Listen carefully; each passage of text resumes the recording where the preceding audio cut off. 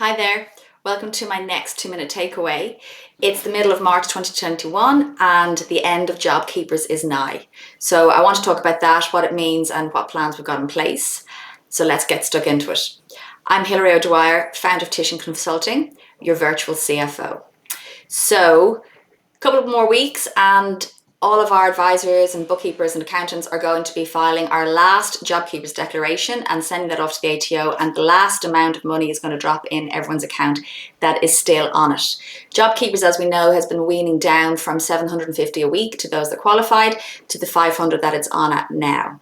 So happily for most of my clients, they came off Jobkeepers at the end of December because trade was really picking up. They didn't make that 30% drop in revenue threshold, which is great because they're trading again and they're trading back at near pre-COVID levels.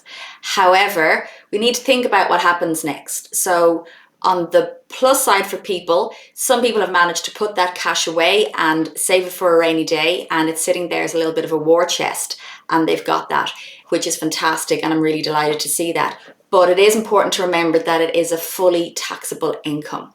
So that income has come into your business. You may have received it as a business owner rather than it going as a wage subsidy to your team, and that amount is fully taxable.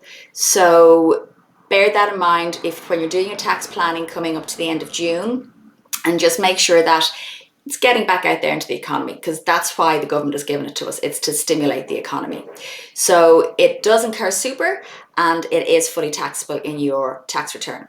Now, the other thing to think about is you're coming out of Jobkeepers, things are still a struggle, and what kind of debt have you got, and what are your plans to get yourself through the coming months? So I think the important thing to think about for this is to assess where you're at with everything and to look at your cash flow again. It's back to the famous cash flow. So I was speaking to someone last week, and I think the key takeaway there was we are going to put a plan together for the ATO and amalgamate everything and put that together as over a very long time, which the ATO will understand, so that is controllable and payable.